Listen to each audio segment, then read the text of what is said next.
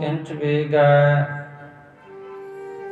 जा वजीर खां है वो इसते सोचते हैं। पुत श्री नानक क्यों घर भारी, जिनकी अजमत कहे ना सहारी। एक पासे तां ਇਹ ਦੇਸ਼ਾਂ ਦੇ ਮਾਲਕ ਹਨ ਸ਼ਾਹਜਹਾਨ ਬਾਦਸ਼ਾਹ ਹੋਰੀ, ਤੇ ਉਧਰਲੇ ਪਾਸੇ ਸ੍ਰੀ ਗੁਰੂ ਨਾਨਕ ਦੇਵ ਮਹਾਰਾਜ ਜੀ ਦਾ ਬਹੁਤ ਵੱਡਾ ਭਾਰੀ ਘਰ ਹੈ, ਜਿਨ੍ਹਾਂ ਦੀ ਕਰਾਮਾਤ ਦੇ ਸਾਹਮਣੇ ਕੋਈ ਟਿਕ ਨਹੀਂ ਸਕਦਾ, ਕੋਈ ਰੋਕ ਨਹੀਂ ਸਕਦਾ। ਉਹਨਾਂ ਦੇ ਦਰ ਤੇ ਹਰ ਕਿਸੇ ਪ੍ਰਾਣੀ ਨੂੰ ਝੁਕਣਾ ਪੈਂਦਾ ਹੈ ਜੀ। ਕਈ ਲੱਖ ਲਸ਼ਕਰ ਜਸ ਤਲਕ, ਪਹਿਲਾਂ ਤੋਂ ਲਾ ਕਰਕੇ ਚਾਹੇ ਬਾਦਸ਼ਾਹ ਦੇ ਕੋਲ ਕਈ ਲੱਖਾਂ ਹਜ਼ਾਰਾਂ ਕਰੋੜ ਤੱਕ ਵੀ ਫੌਜਾਂ ਰਹੀਆਂ। ਭਾਵ ਜਹਾਂਗੀਰ ਬਾਦਸ਼ਾਹ ਕੋਲ ਬਹੁਤ ਵੱਡੀ ਫੌਜ ਸੀ, ਜਿਹੜੇ ਦੇਸ਼ਾਂ ਵਿਦੇਸ਼ਾਂ ਦੇ ਮਾਲਕ ਰਹੇ ਆ ਜੀ। ਜਹਾਂਗੀਰ ਤੋ ਰਖਿਓ ਰੰਗ, ਇਹ ਜਹਾਂਗੀਰ ਬਾਦਸ਼ਾਹ ਨੇ ਗੁਰੂ ਹਰਗੋਬਿੰਦ ਸਾਹਿਬ ਮਹਾਰਾਜ ਜੀ ਨਾਲ ਬਹੁਤਾ ਜ਼ਿਆਦਾ ਪ੍ਰੇਮ ਭਾਵਨਾ ਰੱਖੀ ਆ ਜੀ। ਇਹ ਬਗਰਿਓ ਸ੍ਰੀ ਸਤਿਗੁਰ ਸੰਗ, ਪਰ ਜਦੋਂ ਦਾ ਇਹ ਸ਼ਾਹਜਹਾਨ ਇਸ ਤਖਤ ਉੱਪਰ ਬੈਠਾ ਹੈ, ਇਹ ਕਦੇ ਵੀ ਗੁਰੂ ਸਾਹਿਬ ਦੇ ਅੱਗੇ ਸਤਿਕਾਰ ਨਾਲ ਨਾ ਤਾਂ ਮਿਲਿਆ ਤੇ ਨਾ ਝੁਕਿਆ ਹੈ। ਭਾਵ ਇਹਨੇ ਕਦੇ ਵੀ ਗੁਰੂ ਘਰ ਪ੍ਰਤੀ ਪ੍ਰੇਮ ਨਹੀਂ ਰੱਖਿਆ ਜੀ। ਨਹੀਂ ਆਵਤ ਤੇ ਕੰਮ ਬਨ ਆਈ, ਇਸ ਕਰਕੇ ਆਰੰਭ ਤੋਂ ਲਾ ਕਰਕੇ ਇਹਨਾਂ ਦੀ ਬਣੀ ਨਹੀਂ ਹੈ, ਆਪਸੀ ਮੇਲ ਮਿਲਾਪ ਨਹੀਂ ਹੋਇਆ ਜੀ। ਰੱਖੀ ਨਾ ਗੁਰ ਕਰ ਕੀ ਬੜਿਆਈ, ਰੱਖੀ ਨਾ ਗੁਰ ਘਰ ਕੀ ਵਡਿਆਈ, ਵੀ ਜੋ ਗੁਰੂ ਘਰ ਦੀ ਵਡਿਆਈ ਹੈ ਉਹ ਬਹੁਤ ਵੱਡੀ ਆ। ਪਰ ਇਹ ਜਿਹੜਾ ਸ਼ਾਹਜਹਾਨ ਹੈ, ਇਹ ਕਦੇ ਵੀ ਇਸ ਗੱਲ ਨੂੰ ਸਮਝ ਨਹੀਂ ਸਕਿਆ ਜੀ। ਸੀਨ ਲੀਨ ਹੈ ਪੂਰਵ ਸ਼ਾਹ, ਤੇ ਇਸ ਦੇ ਰਾਜ ਵਿੱਚ ਚੰਗਾ ਨਹੀਂ ਹੁੰਦਾ ਕਿ ਪਹਿਲਾਂ ਵੀ ਸਤਿਗੁਰੂ ਮਹਾਰਾਜ ਜੀ ਦਾ ਜਿਹੜਾ ਘੋੜਾ ਹੈ ਉਹ ਇਹ ਸ਼ਾਹਜਹਾਨ ਦੀ ਫੌਜ ਨੇ ਖੋਹ ਲਿਆ ਤੇ ਉਹਨਾਂ ਨੂੰ ਵਾਪਸ ਨਹੀਂ ਸੀ ਦਿੱਤਾ ਜੀ। ਤਬ ਤੇ ਭਉ ਬਿਰੋਧ ਦਿਨ ਮਹ, ਤੇ ਉਦੋਂ ਤੋਂ ਹੀ ਲਾ ਕੇ ਚਾਹੇ ਵਿਰੋਧ ਹੋਇਆ, ਘੋੜਾ ਤਾਂ ਉਹਨਾਂ ਦੇ ਕੋਲ ਪਹੁੰਚ ਗਿਆ, ਪਰ ਆਪਸੀ ਜਿਹੜਾ ਮੁਕਾਬਲਾ ਹੈ ਉਹ ਵੱਧ ਗਿਆ ਸੀ। ਜਿਵੇਂ ਗੁਰੂ ਸਾਹਿਬ ਦੇ ਕੋਲ ਆਵਾਜ਼ ਚਲੇ ਜਾਣਾ ਤੇ ਫਿਰ ਫੌਜਾਂ ਭੇਜਣੀਆਂ ਇਹਨਾਂ ਨੇ, ਤਾਂ ਉਦੋਂ ਵੀ ਬਹੁਤਾ ਮੁਕਾਬਲਾ ਜੰਗ ਹੋਇਆ ਜੀ। ਸ੍ਰੀ ਹਰਗੋਬਿੰਦ ਚਾਰ ਸਬੀਲਾ, ਤੇ ਬਾਦਸ਼ਾਹ ਲੋਕ ਆਪਣੀ ਤਾਕਤ ਦਾ ਮਾਣ ਕਰਦੇ ਆ, ਪਰ ਗੁਰੂ ਹਰਗੋਬਿੰਦ ਸਾਹਿਬ ਮਹਾਰਾਜ ਬੜੇ ਸੋਹਣੇ ਤੇ ਸ਼ਬੀਲੇ ਬਲਵਾਨ ਯੋਧੇ ਹਨ ਜੀ। ਵੀਰ ਮੀਰ ਬੜ ਵੀਰ ਹਡੰਬੀ, ਉਹ ਤਾਂ ਪੀਰਾਂ ਵਿੱਚੋਂ ਵੱਡੇ ਪੀਰ ਹਨ ਤੇ ਵੀਰਾਂ ਵਿੱਚੋਂ ਵੱਡੇ ਵੀਰ ਹਨ ਤੇ ਮੀਰਾਂ ਵਿੱਚੋਂ ਵੱਡੇ ਮੀਰ ਪਾਤਸ਼ਾਹ ਵੀ ਹਨ, ਤੇ ਉਹਨਾਂ ਕੋਲ ਤਾਂ ਕਿਸੇ ਚੀਜ਼ ਦੀ ਕੋਈ ਕਮੀ ਕੋਈ ਘਾਟ ਨਹੀਂ ਹੈ। ਹਠੀਲਾ ਦਾ ਭਾਵ ਗੁਰੂ ਹਰਗੋਬਿੰਦ ਸਾਹਿਬ ਮਹਾਰਾਜ ਵੀ ਬੜੇ ਹਠੀਲੇ ਆ। ਜੇ ਉਹਨਾਂ ਦੇ ਮਨ 'ਚ ਆਇਆ ਵੀ ਆਪਾਂ ਮੁਕਾਬਲਾ ਕਰਨਾ ਹੈ, ਉਹ ਕਦੇ ਵੀ ਪਛਾਣ ਨਹੀਂ ਹਟਣਗੇ ਜੀ। ਬਜਰ ਬਜੀ ਲੈਨ ਸਚੀਨ, ਇਸ ਕਰਕੇ ਜਿਹੜੀ ਉਹਨਾਂ ਦੀ ਵਸਤੂ ਸੀ ਉਹਨਾਂ ਨੇ ਆਪਣੀ ਮੰਗਵਾ ਲਈ, ਉਹਨਾਂ ਕੋਲ ਪਹੁੰਚ ਗਈ, ਉਹਨਾਂ ਨੂੰ ਕੋਈ ਛਿਣ ਭਰ ਬਾਦਸ਼ਾਹ ਦਾ ਭਉ ਮਨ ਵਿੱਚ ਨਹੀਂ ਹੈ। ਇਸ ਕਰਕੇ ਚਾਹੇ ਘੋੜਾ ਸੀ ਤੇ ਚਾਹੇ ਬਾਜ ਸੀ, ਉਹ ਲੈ ਵੀ ਸਕਦੇ ਆ, ਦੇ ਵੀ ਸਕਦੇ ਆ ਜੀ। ਨਿਜ ਰੰਗ ਕੇ ਪਲਟਾ ਕੀਨ, ਤੇ ਉਹਨਾਂ ਨੇ ਤੇ ਆਪਣਾ ਪਲਟਾ ਲੈ ਲਿਆ, ਆਪਣੀ ਚੀਜ਼ ਵਾਪਸ ਮੰਗਵਾ ਲਈ ਆ ਜੀ। ਮਰ ਮਹਿ ਨਰ ਨਾਰੀ ਸਭ ਕਹੈ। ਇਸ ਤਰ੍ਹਾਂ ਉਹ ਵੀ ਵਿਚਾਰ ਕਰਦੇ ਆ ਤੇ ਨਗਰ ਦੇ ਵਿੱਚ ਵੀ ਇਹ ਗੱਲਬਾਤ ਹੋਈ ਆ। ਸਾਰੇ ਪੁਰਸ਼ ਇਸਤਰੀਆਂ ਇਸ ਤਰ੍ਹਾਂ ਆਖਦੇ ਆ ਜੀ। ਨਰ ਹੈ ਮਹਾ ਜਗ ਸਗਲੇ ਲਹੈ। ਕਿ ਹੁਣ ਤਾਂ ਆਪਸ ਵਿੱਚ ਦੋਵਾਂ ਦਾ ਭਿਆਨਕ ਜੰਗ ਹੋ ਕੇ ਰਹੇਗਾ। ਇਸ ਜੰਗ ਨੂੰ ਕੋਈ ਰੋਕ ਨਹੀਂ ਸਕਦਾ ਕਿ ਹੁਣ ਤਾਂ ਬਾਦਸ਼ਾਹ ਆਪ ਜੰਗ ਵਾਸਤੇ ਤਿਆਰ ਹੋਇਆ ਹੈ ਜੀ। ਤਿਆਰੀ ਸਾਰੀ ਕਰ ਪਾਰੀ। ਇਸ ਤਰ੍ਹਾਂ ਬਹੁਤ ਵੱਡੀ ਤਿਆਰੀ ਇਹ ਸ਼ਾਹਜਹਾਨ ਨੇ ਕਰਵਾਈ ਆ ਜੀ। ਚਹਤ ਸ਼ਾਹ ਚੜਬ ਰਸ ਤਾਰੀ। ਤੇ ਬਾਦਸ਼ਾਹ ਸ਼ਾਹਜਹਾਨ ਨੇ ਇੰਨਾ ਮਨ ਚ ਗੁੱਸਾ ਕ੍ਰੋਧ ਕੀਤਾ ਹੈ ਕਿ ਆਪ ਹੁਣ ਫੌਜਾਂ ਲੈ ਕੇ ਚੜ੍ਹਨ ਦੀ ਤਿਆਰੀ ਕੀਤੀ ਆ ਵੀ ਇਸ ਵਾਰ ਮੈਂ ਆਪ ਖੁਦ ਜਾਵਾਂਗਾ ਜੀ। ਦੋਹਰਾ ਤਬ ਬੱਜੀ ਰਖਾ ਦੇਖ ਕਰ ਤਿਆਰੀ ਹਜ਼ਰਤ ਕੀ ਨਾ।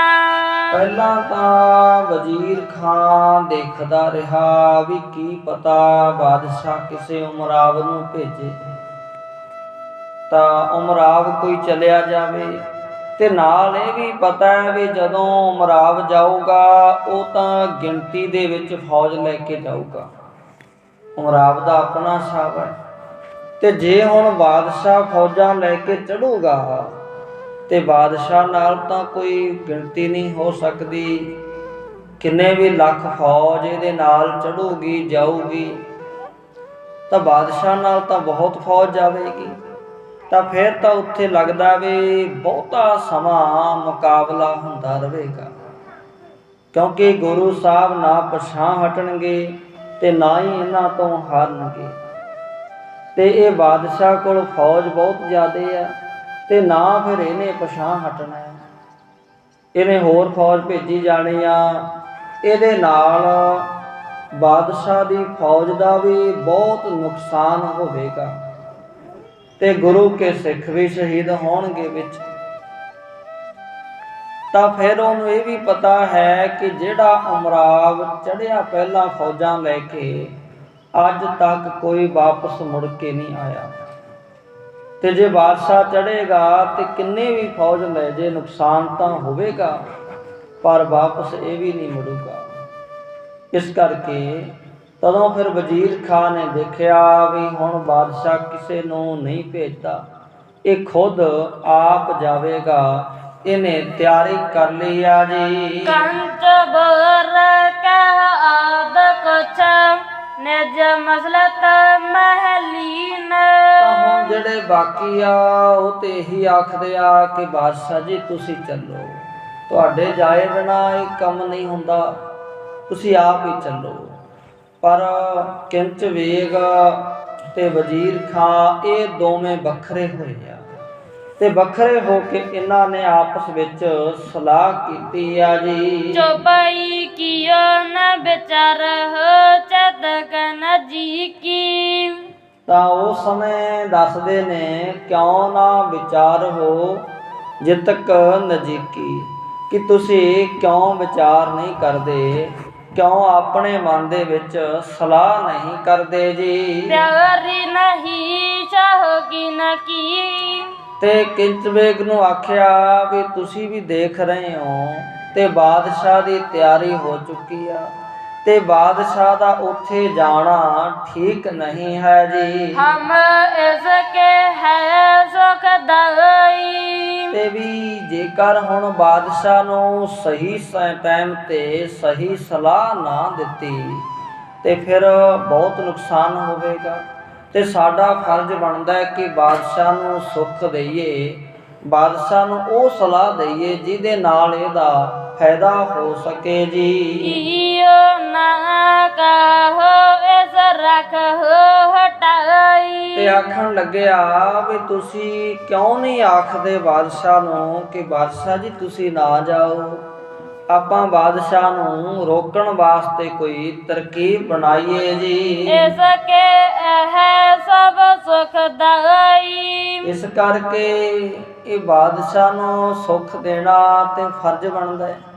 ਪਰ ਸ੍ਰੀ ਨਾਨਕ ਘਰ ਅਜ਼ਮਤ ਭਾਰੀ, ਕਿ ਸ੍ਰੀ ਗੁਰੂ ਨਾਨਕ ਦੇਵ ਮਹਾਰਾਜ ਜੀ ਦਾ ਜਿਹੜਾ ਘਰ ਹੈ ਨਾ, ਉਹ ਇਹ ਨਾ ਸਮਝੋ ਵੀ ਅਸੀਂ ਤਾਂ ਮੁਲਕਾਂ ਦੇ ਮਾਲਕ ਹਾਂ, ਫੌਜਾਂ ਦੇ ਮਾਲਕ ਹਾਂ, ਉਹਨਾਂ ਦੇ ਕੋਲ ਕੋਈ ਫੌਜ ਨਹੀਂ ਹੋਵੇਗੀ। ਇਸ ਕਰਕੇ ਉਹ ਘਰ ਬਹੁਤ ਵੱਡਾ ਹੈ, ਬਹੁਤ ਉੱਚਾ ਹੈ। ਇੱਥੇ ਫੌਜ ਦੀ ਤਾਕਤ ਵਰਤਦੀ ਆ, ਉੱਥੇ ਕਰਾਮਾਤ ਦੀ ਤਾਕਤ ਵਰਤਦੀ ਆ। ਇਸ ਕਰਕੇ ਗੁਰੂ ਘਰ ਅਜ਼ਮਤ ਦੇ ਨਾਲ, ਕਰਾਮਾਤ ਨਾਲ ਭਰਿਆ ਹੋਇਆ ਹੈ ਜੀ। ਤਿਨ ਸੋ ਕਰੇ ਚੰਗ ਸੁਹਾਰੀ। ਤੇ ਉਹਨਾਂ ਦੇ ਨਾਲ ਬਾਦਸ਼ਾਹ ਨੇ ਪਹਿਲਾਂ ਵੀ ਤਾਂ ਜੰਗ ਕਰਕੇ ਦੇਖਿਆ, ਬਾਦਸ਼ਾਹ ਦੀ ਹਾਰ ਹੋਈ ਆ ਜੀ। ਕਰ ਸੰਗੀ ਸਭ ਚਾਹੋ ਸਲਾਹੀ। ਵੀ ਹੁਣ ਇਹੋ ਜਿਹਾ ਸਮਾਂ ਬਣਿਆ ਵੀ ਕਰ ਸੰਗੀ, ਜਿਹੜੇ ਉਹਦੇ ਸੰਗੀ ਕੋਲ ਬੈਠੇ ਆ ਉਹ ਤਾਂ ਸਲਾਹ ਤਾਂ ਕਰ ਰਹੇ ਆ ਕਿ ਬਾਦਸ਼ਾਹ ਜੀ ਤੁਸੀਂ ਬਹੁਤ ਚੰਗਾ ਕਰ ਰਹੇ ਹੋ, ਬਾਦਸ਼ਾਹ ਜੀ ਤੁਸੀਂ ਆਪ ਜਾਓ। ਉਹ ਜਿਹੜੇ ਸੰਗੀ ਆ ਉਹ ਸਲਾਹ ਠੀਕ ਨਹੀਂ ਦੇ ਰਹੇ ਜੀ। ਕਹੀ ਮਿਟ ਹੈ ਜਸ ਤੇ ਕਮ ਨਹੀਂ। ਤੇ ਜੋ ਬਾਦਸ਼ਾਹ ਕਹਿ ਦਿੰਦਾ ਉਹ ਕਿਹਾ ਹੋਇਆ ਮਿਟਦਾ ਵੀ ਨਹੀਂ। ਵੀ ਹੁਣ ਆਪਾਂ ਕੋਈ ਤਰੀਕਾ, ਕੋਈ ਯਤਨ ਕਰੀਏ ਜਿਹਦੇ ਨਾਲ ਬਾਦਸ਼ਾਹ ਗੱਲ ਮੰਨ ਵੀ ਲਵੇ ਤੇ ਉਹਨਾਂ ਦਾ ਕਿਹਾ ਹੋਇਆ ਮਿਟ ਜਾਵੇ ਜੀ। ਹਲਤ ਨਜ਼ਰ ਗੁਜ਼ਾਰਤ ਅਰਜੀ। ਇਸੇ ਕਰਕੇ ਚਾਹੇ ਆਪਾਂ ਹੱਥ ਜੋੜ ਕੇ ਬਾਦਸ਼ਾਹ ਨੂੰ ਗੁਜ਼ਾਰਿਸ਼ ਕਰੀਏ, ਬੇਨਤੀ ਕਰੀਏ, ਪਰ ਫਿਰ ਵੀ ਬਾਦਸ਼ਾਹ ਕੀ ਪਤਾ ਮੰਨੇ ਕਿ ਨਾ ਮੰਨੇ ਜੀ। ਕਰੀ ਹਜੂਰ ਜਾਨ ਕੀ ਮਰਜੀ। ਇਸ ਕਰਕੇ ਹੁਣ ਤਾਂ ਬਾਦਸ਼ਾਹ ਨੇ ਆਪ ਜਾਣ ਦੀ ਸਾਰੀ ਤਿਆਰੀ ਕੀਤੀ ਹੈ ਵੀ ਹੁਣ ਤਾਂ ਬਾਦਸ਼ਾਹ ਆਪ ਹੀ ਜਾਵੇਗਾ। ਤਾਂ ਇਹ ਜਦੋਂ ਸਲਾਹ ਕੀਤੀ ਆ ਜੀ। ਸੋ ਆਚੀ ਨਹਿ ਸਵਨ ਬਚਾਰੀ। ਪਰ ਜੋ ਸਾਰੀ ਸਭਾ ਨੇ ਕਹੀ ਆ ਗੱਲ ਉਹ ਚੰਗੀ ਨਹੀਂ ਆ, ਉਹ ਠੀਕ ਨਹੀਂ ਹੈ ਜੀ। ਤੁਮਰੋ ਚੜਨ ਹੈ ਅਤ ਭਾਰੀ। ਇਸ ਕਰਕੇ ਵੀ ਬਾਦਸ਼ਾਹ ਨੂੰ ਕਹੀਏ ਕਿ ਬਾਦਸ਼ਾਹ ਜੀ ਤੁਹਾਡਾ ਉਸ ਤੇ ਫੌਜਾਂ ਲੈ ਕੇ ਚੜ੍ਹਨਾ ਇਹ ਠੀਕ ਨਹੀਂ ਹੈ, ਇਹ ਚੰਗਾ ਨਹੀਂ ਆ ਜੀ। ਬ੍ਰਿਤ ਬੱਲਾ ਤਾਂ ਲਖੇ ਉਸ ਦਾਰੇ। ਇਸ ਕਰਕੇ ਵੀ ਪਹਿਲਾਂ ਵੀ ਬਹੁਤ ਸਾਰੇ ਭੇਜੇ ਆ ਪਰ ਕਦੇ ਜਿੱਤ ਨਹੀਂ ਹੋਈ। ਤਾਂ ਬਾਦਸ਼ਾਹ ਜੇ ਖੁਦ ਜਾਏਗਾ, ਜੇ ਹਾਰ ਹੁੰਦੀ ਆ ਤੇ ਫਿਰ ਇਹਦੇ ਵਿੱਚ ਬਾਦਸ਼ਾਹ ਦਾ ਬਹੁਤ ਵੱਡਾ ਨਿਰਾਦਰ ਹੈ। ਸੋ ਇਸ ਤਰ੍ਹਾਂ ਬਾਦਸ਼ਾਹ ਨੂੰ ਸਲਾਹ ਦੇਣ ਵਾਸਤੇ ਇਹਨਾਂ ਨੇ ਆਪਣੀ ਤਿਆਰੀ ਕੀਤੀ, ਆਪਣੇ ਵਿੱਚ ਸਲਾਹ ਕੀਤੀ, ਮਤਾ ਪਾਸ ਕੀਤਾ ਵੀ ਆਪਾਂ ਦੋਵੇਂ ਬਾਦਸ਼ਾਹ ਨੂੰ ਮਿਲਾਂਗੇ। ਤਾਂ ਇਹ ਸਾਰੀ ਗੱਲਬਾਤ ਕਰਕੇ ਮੌਕਾ ਦੇਖਿਆ। ਸ਼ਾਹਜਹਾਨ ਚਾਹੇ ਪੂਰਾ ਗੁੱਸੇ 'ਚ ਹੈ, ਕ੍ਰੋਧ 'ਚ ਹੈ, ਤਿਆਰੀ ਕੀਤੀ ਆ, ਉਸ ਨੂੰ ਮਿਲਿਆ ਤੇ ਪਹਿਲਾਂ ਜਾ ਕੇ ਹੱਥ ਜੋੜ ਕੇ ਸਲਾਮ ਕੀਤੀ, ਸਤਿਕਾਰ ਕੀਤਾ ਤੇ ਫਿਰ ਬੇਨਤੀ ਕੀਤੀ ਆ ਕਰੀ ਹਜੂਰ ਜਾਨ ਕੀ ਮਰਜ਼ੀ। ਹਜੂਰ ਦਾ ਭਾਵ ਹੈ ਤੁਸੀਂ, ਉਹ ਹਜੂਰ ਸ਼ਬਦ ਵਰਤਦੇ ਆ ਆਪ ਹਾਜ਼ਰ, ਕਿ ਬਾਦਸ਼ਾਹ ਜੀ ਤੁਸੀਂ ਆਪ ਹੁਣ ਜੰਗ ਦੇ ਮੈਦਾਨ ਦੇ ਵਿੱਚ ਜਾਣ ਵਾਸਤੇ ਤਿਆਰੀ ਕੀਤੀ ਹੈ। ਇਸ ਕਰਕੇ ਸੋ ਆਛੀ ਨੇ ਸਭਨ ਵਿਚਾਰੀ। ਅਸੀਂ ਇਸ ਗੱਲ ਦੀ ਵਿਚਾਰ ਕੀਤੀ ਹੈ ਕਿ ਤੁਹਾਡੇ ਵਾਸਤੇ ਆਪ ਚੜ੍ਹਨਾ ਠੀਕ ਨਹੀਂ ਹੈ। ਐਨੇ ਐਨੇ ਜਿਹੜੇ ਉਮਰਾ ਵੱਡੇ ਵੱਡੇ ਇਹ ਰੱਖੇ ਹੋਏ ਆ ਤੇ ਇਹਨਾਂ ਨੂੰ ਭੇਜਣਾ ਚਾਹੀਦਾ ਹੈ। ਤੁਮਰੋ ਚੜ੍ਹਨ ਇਹ ਅਤ ਭਾਰੀ। ਤੇ ਤੁਹਾਡਾ ਤਾਂ ਜਿੱਥੇ ਕਿਤੇ ਬਿਲਕੁਲ ਵੀ ਨਾ ਸਰੇ ਵੀ ਹੁਣ ਸਰਦਾ ਨਹੀਂ, ਹੁਣ ਤੁਹਾਨੂੰ ਆਪ ਜਾਣਾ ਪਵੇਗਾ, ਉੱਥੇ ਜਾਣਾ ਚਾਹੀਦਾ ਹੈ। ਇਹ ਮਾਲਵਾ ਜਿਹੜਾ ਇਲਾਕਾ ਹੈ ਇਹਦੇ ਵਿੱਚ ਕਦੇ ਪਹਿਲਾਂ ਨਹੀਂ ਗਏ। ਇਸ ਕਰਕੇ ਇੱਥੇ ਤਾਂ ਉਮਰਾਵ ਜਾ ਸਕਦੇ ਆ ਆਪਣੇ, ਉਹ ਜਾਣਗੇ। ਤੇ ਇਸ ਕਰਕੇ ਜਦੋਂ ਕਿਤੇ ਬਹੁਤ ਜ਼ਰੂਰਤ ਪਈ ਵੀ ਹੁਣ ਬਹੁਤਾ ਸਮਾਂ ਹੋ ਗਿਆ ਮੁਕਾਬਲਾ ਕਰਦਿਆਂ ਤੇ ਜੰਗ ਫਤਿਹ ਨਹੀਂ ਹੋ ਰਿਹਾ, ਉੱਥੇ ਤੁਹਾਨੂੰ ਜ਼ਰੂਰੀ ਜਾਣਾ ਚਾਹੀਦਾ ਹੈ। ਇਸ ਕਰਕੇ ਬਰਿੰਦ ਬਲਾਇਤ ਲਿਖਿਓ ਸਿਧਾਰੇ। ਤਾਂ ਇਸ ਕਰਕੇ ਬਰਿੰਦ ਦਾ ਭਾਵ ਬਹੁਤੇ। ਤੁਹਾਡਾ ਤਾਂ ਇੱਕ ਲਿਖਿਆ ਹੋਇਆ ਜੇ ਪਰਵਾਨਾ ਕਿਸੇ ਕੋਲ ਪਹੁੰਚ ਜਾਂਦਾ ਹੈ ਤੇ ਉਹ ਵੀ ਲਿਖੇ ਨੂੰ ਮੰਨ ਕੇ ਉਧਰ ਨੂੰ ਚਾਲੇ ਪਾ ਦਿੰਦਾ ਹੈ ਜੀ। ਸਗਰੇ ਤੁਮਰੇ ਕਰਮ ਵਿਚਾਰੇ। ਇਸ ਕਰਕੇ ਅਸੀਂ ਸਾਰੇ ਤੁਹਾਡੇ ਕਰਮ ਦੇਖ ਕੇ, ਤੁਹਾਡਾ ਇਹ ਸਾਰਾ ਚਿੱਤ ਦੇਖ ਕੇ ਆਪਣੇ ਵੱਲੋਂ ਜੋ ਸਲਾਹ ਕੀਤੀ ਆ, ਮਤਾ ਪਾਇਆ ਹੈ ਜੀ। ਗੁਰ ਡਿਗ ਅਲਬ ਬਹਾਨੀ ਰਹਿ। ਤੇ ਫਿਰ ਜਦੋਂ ਤੱਕ ਤੁਸੀਂ ਵਿਚਾਰ ਕਰੋ, ਸੋਚੋ ਵੀ ਗੁਰੂ ਸਾਹਿਬ ਦੇ ਕੋਲ ਤਾਂ ਥੋੜੀ ਫੌਜ ਰਹਿੰਦੀ ਆ ਜੀ। ਤੁਮ ਕੋ ਮਲਾਇਕ ਮੁਲਕਨ ਕਹੈ। ਤੇ ਦੁਨੀਆ ਤੁਹਾਨੂੰ ਜਾਣਦੀ ਆ ਵੀ ਤੁਸੀਂ ਬਾਦਸ਼ਾਹ ਹੋ, ਤੁਸੀਂ ਤਾਂ ਮੁਲਕਾਂ ਦੇ ਰਾਜੇ, ਸ਼ਾਹ, ਪਾਤਸ਼ਾਹ, ਬਾਦਸ਼ਾਹ ਹੋ ਜੀ। ਹੋ ਹੈ ਬਰੋਬਰ ਤੋ ਬਨ ਆਵੇ। ਤੇ ਫਿਰ ਜੇ ਤੁਹਾਡੀ ਆਪਸ ਵਿੱਚ ਬਰਾਬਰੀ ਬਣਦੀ ਹੋਵੇ ਤੇ ਫਿਰ ਤੁਹਾਨੂੰ ਜਾਣਾ ਬਣਦਾ ਵੀ ਜੇ ਤੁਹਾਡੇ ਕੋਲ ਤਾਂ ਹੁਣ ਲੱਖਾਂ ਫੌਜ ਹੈ, ਉਹਨਾਂ ਦੇ ਕੋਲ ਫੌਜ ਸੌਆਂ ਦੀ ਗਿਣਤੀ ਵਿੱਚ ਹੈ। ਜੇਕਰ ਤੁਹਾਡਾ ਆਪਸੀ ਮਿਲਾਪ ਹੋਵੇ ਵੀ ਉਹਨਾਂ ਦੇ ਕੋਲ ਵੀ ਲੱਖਾਂ ਫੌਜ ਹੋਵੇ, ਇੰਨੀਆਂ ਤੋਪਾਂ, ਇੰਨੇ ਜਮੂਰੇ ਹੋਣ ਤੇ ਤੁਹਾਡਾ ਬਰਾਬਰ ਦਾ ਹੁੰਦਾ ਹੈ, ਫਿਰ ਤੁਹਾਡਾ ਜਾਣਾ ਬਣਦਾ ਹੈ ਜੀ। ਨਹੀਂ ਤੈ ਲਰਬ ਹੁਸੈਨ ਪਠਾਵੇ। ਤੇ ਜੇਕਰ ਤੁਹਾਡੇ ਬਰਾਬਰ ਫੌਜ ਨਹੀਂ ਹੈ ਤੇ ਆਪਣੇ ਕੋਲ ਬਹੁਤ ਉਮਰਾਵ ਹੈ ਜਿਹੜੇ ਕਿ ਖਿਣ ਵਿੱਚ ਮੁਕਾਬਲਾ ਜਿੱਤ ਲੈਂਦੇ ਆ, ਉਹ ਉਮਰਾਵ ਆਪਾਂ ਭੇਜ ਸਕਦੇ ਆ ਜੀ। ਜੇ ਅਜ਼ਮਤ ਕਰ ਗੁਰੂ ਬਜਾਵੇ। ਤੇ ਜੇਕਰ ਅਜ਼ਮਤ ਦਾ ਭਾਵ ਹੈ ਕਰਾਮਾਤ, ਕਿ ਬਾਦਸ਼ਾਹ ਜੀ ਦੇਖ ਲਓ, ਇਹ ਸਾਰਾ ਤੁਹਾਨੂੰ ਸੋਚਣਾ ਪਏਗਾ। ਉਹਨਾਂ ਕੋਲ ਥੋੜੀ ਫੌਜ ਹੈ, ਤੁਹਾਡੇ ਕੋਲ ਬਹੁਤ ਫੌਜ ਹੈ। ਫਿਰ ਜੇ ਤੁਸੀਂ ਆਪ ਉੱਥੇ ਜਾਓਗੇ ਵੀ, ਤੁਸੀਂ ਚਲੇ ਗਏ ਠੀਕ ਹੈ, ਪਰ ਜੇ ਉਹਨਾਂ ਨੇ ਕੋਈ ਕਰਾਮਾਤ ਵਰਤ ਕੇ ਤੁਹਾਡੀ ਫੌਜ ਨੂੰ ਭਜਾ ਦਿੱਤਾ ਜੀ, ਜੋ ਆਪ ਕੀ ਜਗਤ ਅਲਾਵਾ। ਤੇ ਫਿਰ ਬਾਦਸ਼ਾਹ ਜੀ ਹੁਣ ਤਾਂ ਤੁਹਾਡਾ ਸਾਰਾ ਜਸ ਗਾਉਂਦੇ ਆ ਤੇ ਸਾਰੇ ਜਿਹੜੇ ਛੋਟੇ ਵੱਡੇ ਉਮਰਾਵ ਹੈ ਤੁਹਾਡਾ ਭੈ ਮੰਨਦੇ ਆ ਤੇ ਸਾਰੇ ਆਪਣੇ ਵੱਲੋਂ ਨਜ਼ਰਾਨੇ ਵੀ ਭੇਂਟ ਕਰਦੇ ਆ, ਜਿੱਧਰ ਕਿੱਧਰ ਤੁਹਾਡੀ ਫੌਜ ਦੀ ਦੁਹਾਈ ਪੈਂਦੀ ਆ। ਪਰ ਫਿਰ ਜੇ ਤੁਹਾਨੂੰ ਉੱਥੋਂ ਭੱਜਣਾ ਪਿਆ ਕਿਸੇ ਕਾਰਨ ਕਰਕੇ, ਤਾਂ ਸਾਰਾ ਜਗਤ ਦੇਸ਼ ਤੁਹਾਡੀ ਨਿੰਦਿਆ ਕਰੂਗਾ, ਤੁਹਾਨੂੰ ਚੰਗਾ ਨਹੀਂ ਕਹਿਣਗੇ ਜੀ। ਦੁਰਗ ਸਮੀਪ ਨ ਗੁਰ ਕੇ ਕੋਈ। ਫਿਰ ਤੁਸੀਂ ਆਪ ਸੋਚ ਲਓ ਵੀ 2 ਵਾਰ ਤਾਂ ਫੌਜ ਭੇਜ ਚੁੱਕੇ ਆ, ਨਾ ਤਾਂ ਉਹਨਾਂ ਦੇ ਕੋਲ ਕੋਈ ਕਿਲਾ ਹੈ ਤੇ ਨਾ ਹੀ ਉਹਨਾਂ ਦੇ ਕੋਲ ਕੋਈ ਵੱਡੀਆਂ ਤੋਪਾਂ ਨੇ ਜੀ। ਜਿਸ ਹਿਤ ਵੱਡੇ ਜਤਨ ਕੋ ਜੋਈ। ਤੇ ਜਿਸ ਵਾਸਤੇ ਵੀ ਕੋਈ ਤੁਸੀਂ ਆਪ ਚੜ ਕੇ ਜਾਓ ਵੀ ਉਹਨਾਂ ਕੋਲ ਤਾਂ ਜੀ ਬਹੁਤ ਵੱਡਾ ਕਿਲਾ ਹੈ, ਵਿੱਚ ਆਕੀ ਹੋਏ ਬੈਠੇ ਆ, ਉਹਨਾਂ ਕੋਲ ਕੋਈ ਕਿਲਾ ਨਹੀਂ ਹੈ ਉੱਥੇ। ਇਸ ਕਰਕੇ ਕੋਈ ਬਹੁਤਾ ਵੱਡਾ ਕਾਰਜ ਹੋਵੇ ਤੇ ਤੁਸੀਂ ਜਾਓ, ਇਸ ਕਾਰਜ ਵਾਸਤੇ ਜਾਣਾ ਤੁਹਾਡਾ ਠੀਕ ਨਹੀਂ ਆ ਜੀ। ਕੰਜ ਭੋਗ ਤਵ ਗਿਰ ਬਖਾਨੀ। ਤੇ ਫਿਰ ਕਿੰਚ ਵੇਗ ਜਿਹੜਾ ਉਹ ਨਾਲ ਸੀ, ਉਹ ਬਾਦਸ਼ਾਹ ਨੂੰ ਕਹਿਣ ਲੱਗਿਆ ਜੀ, ਕਹਿ ਤਬ ਚੀਰ ਖਾਨ ਹਿਤ ਠਾਣੀ। ਉਹ ਆਖਦਾ ਵੀ ਦੇਖੋ ਬਾਦਸ਼ਾਹ ਜੀ, ਇਹ ਜਿਹੜਾ ਵਜ਼ੀਰ ਖਾਂ ਕਹਿ ਰਿਹਾ ਨਾ, ਇਹ ਤੁਹਾਡੇ ਭਲੇ ਵਾਸਤੇ ਕਹਿੰਦਾ ਹੈ।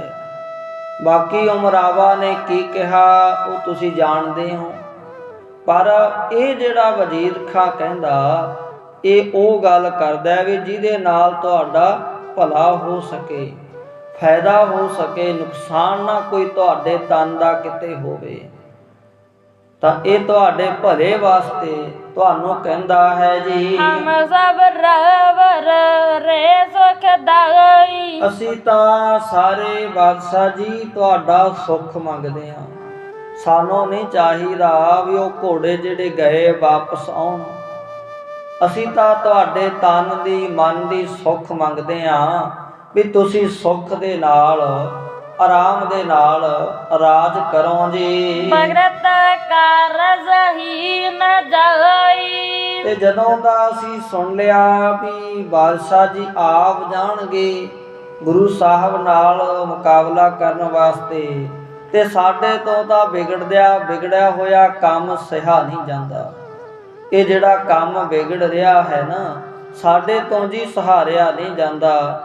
ਸਾਡੇ ਮਨ ਨੂੰ ਚੈਨ ਨਹੀਂ ਆਉਂਦਾ ਜੀ। ਰਿਸ ਕਰ ਆਪ ਚੜਨ ਕੋ ਚਾਹੈ। ਠੀਕ ਹੈ ਵੀ ਤੁਹਾਡੇ ਮਨ ਵਿੱਚ ਬਹੁਤ ਗੁੱਸਾ ਕ੍ਰੋਧ ਆ ਰਿਹਾ ਹੈ ਤੇ ਆਉਣਾ ਚਾਹੀਦਾ ਹੈ, ਪਰ ਇੰਨਾ ਕ੍ਰੋਧ ਨਹੀਂ ਕਰਨਾ ਚਾਹੀਦਾ ਕਿ ਆਪਣਾ ਆਪ ਹੀ ਨੁਕਸਾਨ ਹੋ ਜਾਵੇ ਜੀ। ਨਖ ਹੈ ਅਨਜਤੀ ਕੀਓ ਨਹ ਕਹਿ।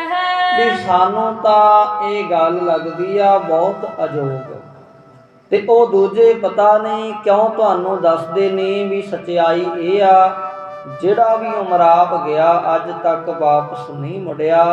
ਤੇ ਤੁਸੀਂ ਇੱਕ ਤਰਫਾ ਫੈਸਲਾ ਕਰੇ ਤੋਂ ਬਿਨਾਂ ਵਾਪਸ ਨਹੀਂ ਮੁੜ ਸਕਦੇ। ਜੇ ਆਪ ਚੜ੍ਹੇ ਤੇ ਉਸ ਜੰਗ ਦੇ ਮੈਦਾਨ ਵਿੱਚ ਇੱਕ ਤਰਫ ਤਾਂ ਕਰਨੀ ਪਊਗੀ। ਕਈ ਦਿਨ ਵੀ ਕਈ ਮਹੀਨੇ ਵੀ ਜੰਗ ਹੁੰਦਾ ਰਿਹਾ ਤੇ ਫਿਰ ਵੀ ਤੁਸੀਂ ਵਾਪਸ ਨਹੀਂ ਆ ਸਕਦੇ। ਜੇ ਵਾਪਸ ਆਓਗੇ ਤਾਂ ਵੀ ਨਿੰਦਿਆ ਹੋਏਗੀ ਕਿ ਬਾਦਸ਼ਾਹ ਜੰਗ ਦਾ ਮੈਦਾਨ ਛੱਡ ਕੇ ਆ ਗਿਆ। ਜੇ ਲੜਦੇ ਰਹੋਗੇ ਤੇ ਗੁਰੂ ਹਰਗੋਬਿੰਦ ਸਾਹਿਬ ਮਹਾਰਾਜ ਇੰਨੇ ਵੱਡੇ ਵੀਰ ਆ, ਇੰਨੇ ਕਰਾਮਾਤ ਦੇ ਮਾਲਕ ਨੇ, ਉਹਨਾਂ ਤੋਂ ਤੂੰ ਜਿੱਤ ਨਹੀਂ ਸਕਦਾ। ਇਸ ਕਰਕੇ ਬਾਦਸ਼ਾਹ ਜੀ ਇਹ ਗੱਲ ਬਹੁਤ ਅਜੋਗ ਹੋ ਰਹੀ ਆ ਜੀ। ਸਮੀਪੀ ਅਵਰਜ ਸਾਰੇ। ਤੇ ਜਦੋਂ ਇੰਨੀ ਗੱਲ ਕਹੀ ਤਾਂ ਬਾਦਸ਼ਾਹ ਦੇ ਕੋਲ 2-4 ਉਮਰਾਵ ਹੋਰ ਆ ਗਏ। ਤੇ ਜਦੋਂ ਹੁਣ ਬਾਦਸ਼ਾਹ ਥੋੜਾ ਉਹਦੇ ਮਨ ਨੂੰ ਸਮਝ ਜੀ ਆਈ ਆ ਵੀ ਇਹ ਕਹਿ ਤਾਂ ਠੀਕ ਰਹੇ ਆ, 2 ਵਾਰ ਦੇਖ ਲਿਆ ਉਮਰਾਵ ਵਾਪਸ ਨਹੀਂ ਮੁੜੇ, ਤੇ ਕਹਿੰਦੇ ਕਹਾਉਂਦੇ ਉਮਰਾਵ ਸੀ ਉਹ।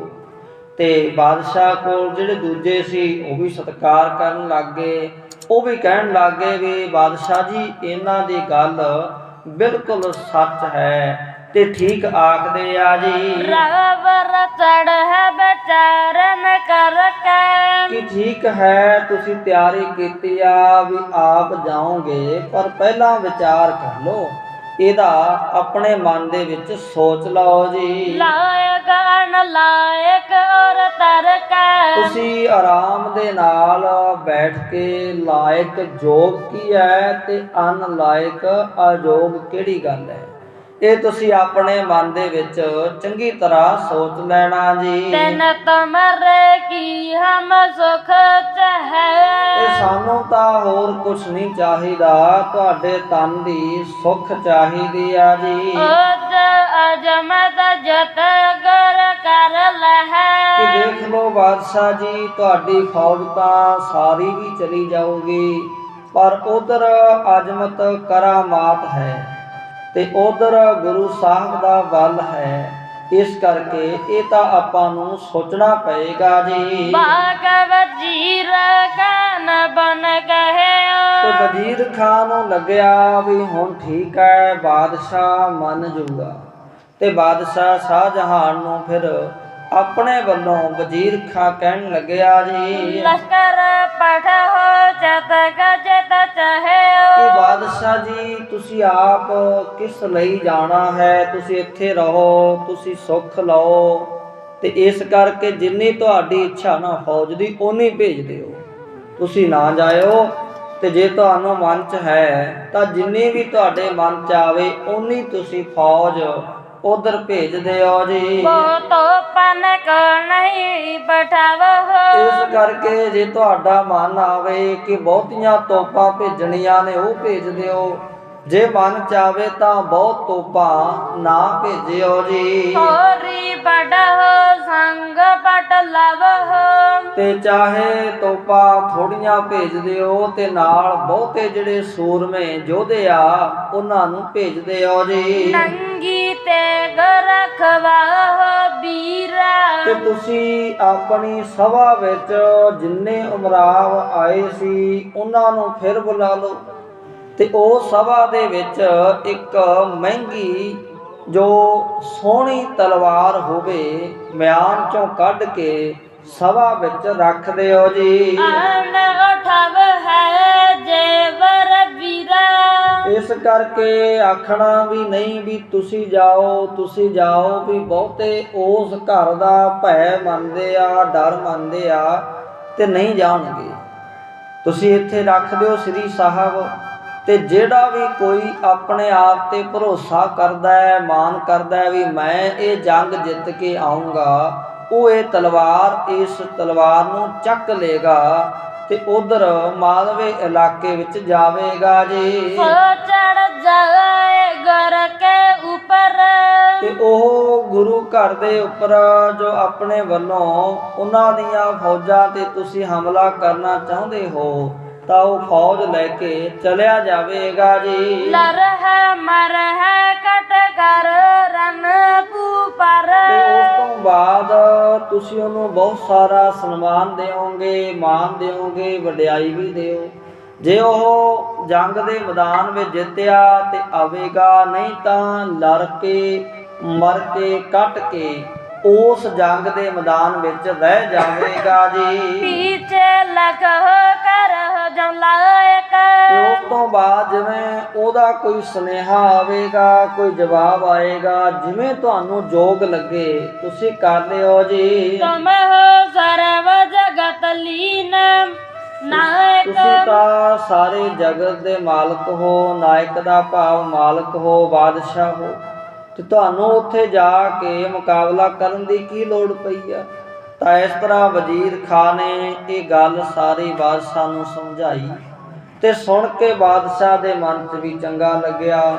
ਇਹ 2 ਘੋੜੇ ਸੀ ਤਾਂ ਉਹ ਵੀ ਉਹਨਾਂ ਦੇ ਸੀ ਤੇ ਉਹਨਾਂ ਕੋਲ ਪਹੁੰਚ ਗਿਆ। ਹੁਣ ਮੁਕਾਬਲਾ ਤੇ ਜ਼ਰੂਰ ਕਰਾਂਗੇ, ਫੌਜ ਜ਼ਰੂਰ ਕਰਾਂਗੇ, ਪਰ ਵੀ ਮੈਂ ਕਾਹਦੇ ਵਾਸਤੇ ਜਾਣਾ ਹੈ? ਪਤਾ ਵੀ ਗੁਰੂ ਘਰ ਚੋਂ ਜੋ ਗਿਆ ਵਾਪਸ ਨਹੀਂ ਮੁੜਿਆ। ਉਮਰਾਵ ਕੋਈ ਭੇਜ ਦਿਆਂਗੇ, ਜਿਹੜਾ ਕੋਈ ਮਾਨ ਵਿੱਚ ਆਵੇਗਾ ਤਲਵਾਰ ਚੁੱਕ ਲੇਗਾ ਉਹ ਚਲਿਆ ਜਾਏਗਾ। ਇਸ ਕਰਕੇ ਇਹ ਮਤਾ ਪਾਸ ਉਸ ਸਮੇਂ ਕੀਤਾ। ਬਾਦਸ਼ਾਹ ਨੇ ਫਿਰ ਆਪਣੀ ਕਚਹਿਰੀ ਲਾਉਣੀ ਆ ਤੇ ਉੱਥੇ ਫਿਰ ਵਿਚਾਰ ਕਰਨੀ ਆ। ਜਿਸ ਤਰ੍ਹਾਂ ਵੀ ਕੋਈ ਲੜਾ ਵੇਗ, ਜਿਵੇਂ ਉਹਨੇ ਤਲਵਾਰ ਚੁੱਕਣੀ ਆ, ਪਾਨਾਂ ਦਾ ਵੀੜਾ ਚੁੱਕਣਾ, ਸੋ ਗੁਰ ਇਤਿਹਾਸ ਗੁਰੂ ਕਿਰਪਾ ਗੁਰੂ ਬਖਸ਼ਿਸ਼ ਨਾਲ ਵਿਚਾਰ ਕਰਾਂਗੇ। ਇੱਥੋਂ ਤੱਕ ਵਿਚਾਰ ਕਰਦਿਆਂ ਤੋਂ ਬੇਅੰਤ ਭੁੱਲਾਂ ਦੀ ਖਿਮਾ ਸਮੂਹ ਸਾਧ ਸੰਗਤ ਤੇ ਸਤਿਗੁਰੂ ਜੀ ਬਖਸ਼ਣ ਯੋਗ ਹਨ ਜੀ।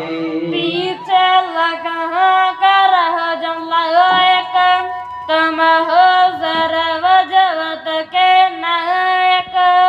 ਵਾਹਿਗੁਰੂ ਜੀ ਕਾ ਖਾਲਸਾ, ਵਾਹਿਗੁਰੂ ਜੀ ਕੀ ਫਤਿਹ। ਆਏ ਪ੍ਰਭ ਸਰਨਾਗਤੀ, ਕਿਰਪਾ ਨਿਧ ਦਇਆਲੁ। ਇਕ ਅੱਖਰ ਹਰ ਮਨ ਵਸਤ, ਨਾਨਕ ਹੋਤ ਨਿਹਾਲ। ਵਾਹਿਗੁਰੂ ਨਾਮ ਜਹਾਜ ਹੈ, ਚੜ੍ਹੇ ਸੋ ਤਰੈ ਪਾਰ। ਜੋ ਸ਼ਰਧਾ ਕਰ ਸੇਵੰਦੇ, ਗੁਰ ਪਾਰ ਉਤਾਰਨ ਹਾਰ। ਜੋ ਸ਼ਰਧਾ ਕਰ ਸੇਵੰਦੇ, ਗੁਰ ਪਾਰ ਉਤਾਰਨ ਹਾਰ। ਵਾਹਿਗੁਰੂ ਜੀ ਕਾ ਖਾਲਸਾ, ਵਾਹਿਗੁਰੂ ਜੀ ਕੀ ਫਤਿਹ।